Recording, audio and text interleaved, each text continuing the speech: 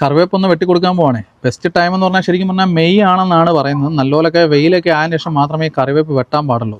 നമ്മുടെ കാരണവന്മാരൊക്കെ പറയാറില്ലേ, കറിവേപ്പ് ശരിക്കും പറഞ്ഞാൽ കൈ കൊണ്ട് നുള്ളി എടുക്കണമെന്നാണ് പറയുന്നത്. എന്നാലേ ഒരുപാട് നാമ്പൾ ഉണ്ടാകത്തോളം എന്നൊക്കെ ഇങ്ങനെ പറഞ്ഞ് നമ്മൾ കേൾക്കുന്നുണ്ട്. അതിന് പ്രത്യേകിച്ച് ഇങ്ങനെ സയൻറ്റിഫിക്കലി വലിയ പ്രത്യേകിച്ച് എവിഡൻസ് ഒന്നുമില്ല. കാരണം ചെടിക്ക് ഇങ്ങനെ ഒരുപാട് ഡാമേജ് ഉണ്ടാവാതിരിക്കാനും അസുഖങ്ങൾ വരാതിരിക്കാനുമാണ് അങ്ങനെ പറയുന്നത്. അപ്പോൾ നമ്മുടെ കയ്യിൽ ഇത്ര ഒരു പ്രൂണേഴ്സ് ഉണ്ടെന്നുണ്ടെങ്കിൽ ഒരു കുഴപ്പമില്ല, ഒരുപാട് ക്ഷീരങ്ങളും കാര്യങ്ങളും എല്ലാം വളരുന്നതാണ്. അതുപോലെ തന്നെ നമ്മുടെ കറിവേപ്പിന് വേണ്ട സോയിൽ എന്ന് പറഞ്ഞാൽ neutral to slight acidic soil എന്നാണ് പറയുന്നത്.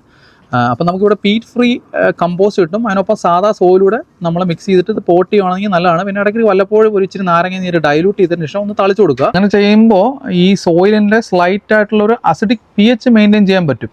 ഒപ്പം നമുക്ക് ഫെർട്ടിലൈസർ ആയിട്ട് ഇത് നമുക്ക് ലിഡിലൊക്കെ കിട്ടുന്ന ഈ ഒരു ഫെർട്ടിലൈസറാണ് എന്താണ് നമ്മുടെ green plant and palm fertiliser എന്ന് പറയുന്നത്. ഈ ഫെർട്ടിലൈസർ ഇതുപോലെ തന്നെ ഡൈലൂട്ട് ചെയ്ത് ഒരു 2 ആഴ്ച കൂടുമ്പോൾ മിക്സ് ചെയ്ത് കൊടുക്കുകയാണെന്നുണ്ടെങ്കിൽ കറിവേപ്പൊക്കെ നല്ല ഇതുപോലെ തഴച്ച് വളരുന്നതാണ്. കറിവേപ്പെല്ലാം നല്ലപോലെ കഴുകി തുടച്ചതിന് ശേഷം ഇത്ര ഒരു കണ്ടെയ്നറിനകത്താക്കി നമ്മൾ ഫ്രീസറിൽ വെക്കുകയാണെങ്കിൽ മാസങ്ങളോളം കറിവേപ്പില എടുക്കാൻ കഴിയുന്നതാണ്.